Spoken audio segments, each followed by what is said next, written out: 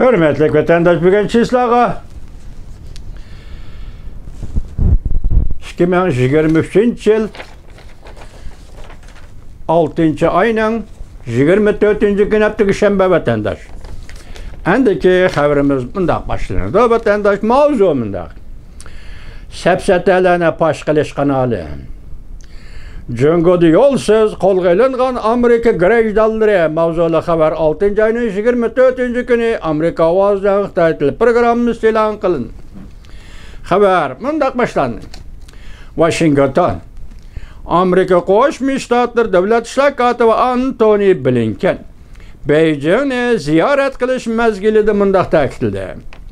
Amerika grejdallarining Jungo'da yo'lsiz qo'lga ilinishi yoki Amerika grejdallarining chegaradan chiqishi cheklaganligini bir taraf qilish Amerika diplomatiya xizmatining muhim xizmatlaridan biridir. Kechiring vatandosh.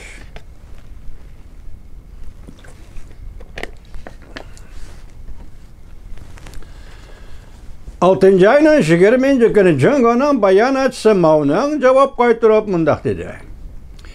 Jungo qonun bilan boshqariladigan davlat alashar. Yo'lsiz qo'lga ilish mavjud emas, bu bir gap. Mau'ning bu gapi to'g'ri emas edi.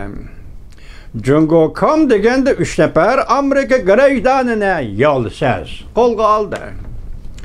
Bunun içinde birisi 48 yaşlı Texas ştatlık savdogar Mark Sweden idi.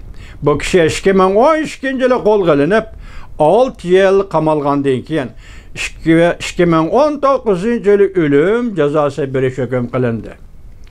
Yani birisi Amerikalık grejdan David Lynn. O 2006 yıldan başlap nazarband qilindi Jungo'da. Yani birisi 60 yaşlı Kay Lynn. Umu 2018 yılı casusluk cinayeti bilen qo'lga ilinib Jungo'da 10 yıllık qamoq cezası verildi. Mark Sweden Wall Street gazeti munda xabar qildi. Mark Sweden 2012 yılı Jungo'da qo'lga ilindi. Şu çağda o Jungo'ga berip özünün şirketiga material setip almoqchi bo'ldi ve özünün ailesiga aile saymalları setip almoqchi bo'lgan edi. Sweden mehmonxonada qo'lga ilindi. Sweden yana boshqa chet elliklar bilan birlikda zaharli chekimlik yasadi deb ayblandi. Jungo shunday aybladi. Birlashgan Davlatlar Tashkilotining bir xizmat guruhi Swedenning delosini tekshirgan edi. U qo'lga ilinganda telefon orqali Amerikadagi oilasi bilan so'zlashyotdi.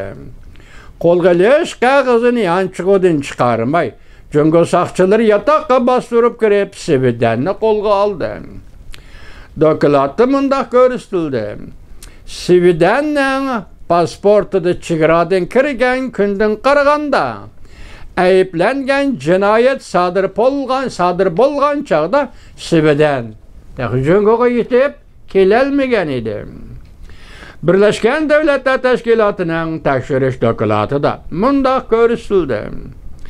So'zida Swedenga ortilgan paketlar yetarli emas.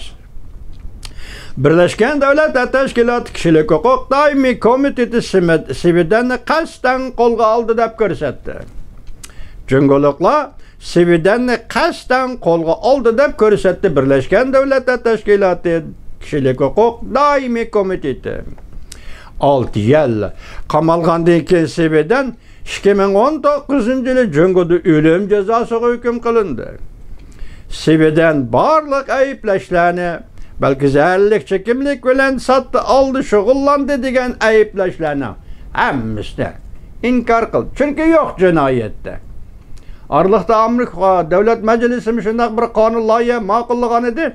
Men vaqt e'tibori bilan yetkazolmay qoldim. Sizlarga shu vaqt 4 oyda vatandosh. Shuningda nima deyilgan desang, Amerika Qo'shma Shtatlar Davlat Majlisining bu qonun loyihasida Amerikaliklar hargiz sodir qilmaydigan jinoyat. Mana Apiyun aldı, apiyun sattı degan jinoyatni Amerikaliklar sodir qilmaydi. Bu to'g'ri gap vatandosh. Bir davlatning axloq yo'lida davlatga yarasha grajdallarning axloq yo'lida vatandosh. Har qanday shu axloq doirasi yuz berdi vatandosh. Endi bu yerda apiyun aldı, apiyun sattı bu. Men aytamanki Amerikaliklarga yarışadigan jinoyat emas. Xitoy bir şey chandırib qo'ydi degan gap.